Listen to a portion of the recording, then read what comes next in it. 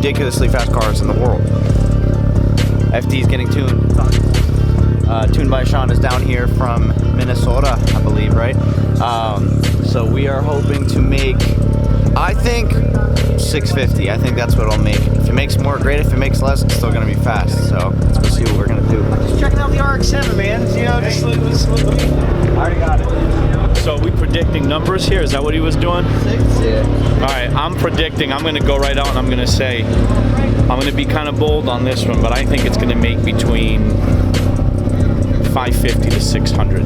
That's what I think it's gonna make. You thought our shop was, you know, cool, okay. Yeah. Yeah, there's a couple Huracans and Audis just chilling with giant twin turbos in the back. Like, take that red one that's on slicks. I mean, that's absurd. I mean, one car here costs more than everything in our shop. Like, these cars are no joke, man. Like, these cars make in excess of 2,000 horsepower. Like, I'm sure this will probably make 1,500 comfortably, and it's like, these cars will kill you. Like, you think our cars will? Like, this, you'll be doing 240 miles an hour, like.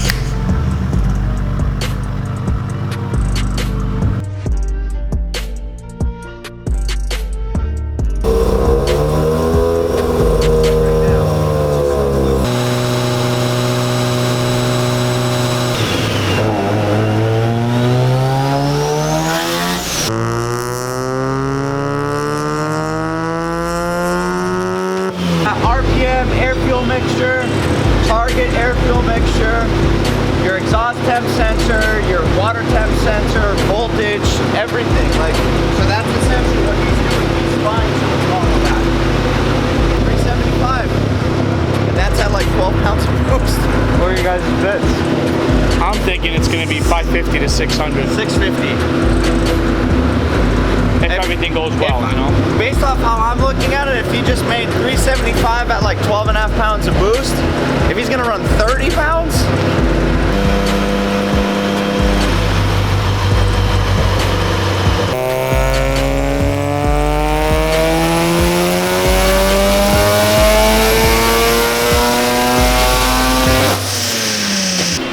they were cleaning up the fuel map and all that, and then we're noticing like a hiccup in boost.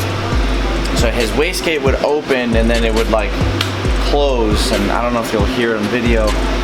And what they found out is there's a boost solenoid that goes to the controller, and it was open, it blew off a port. So instead of this thing making at the duty cycles that making the power it's supposed to, that boost controller is pushing all that extra air out versus going back into the turbo or the wastegate, or however you want to put it. I'm confusing myself, but long story short, there's a big boost leak, and that was causing air to release and not actually create more boost. So as my son said, not only was the first port, both ports were blown out. So this thing was like just blown by it was leaking everywhere, man. So huge difference.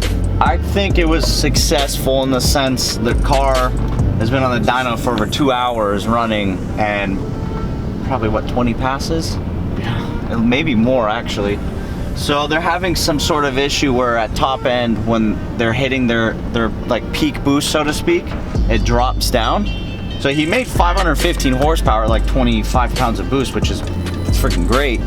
But they don't want to keep pushing it, so the car is running and driving phenomenally. But Sean, the guy that's tuning the car, is saying let's keep it at that and let's do one more leak down test, like a vacuum test, where basically he's gonna put like a fog or a smoke machine to it to see if there's any leaks somewhere. Because like I said, he hits 28, like 27, 28 pounds of boost at like that higher point of the curve, and then it drops down to like 20 instead of making more power. But I mean, he still made over 500 horsepower with the boost leak, so that's pretty impressive in my opinion.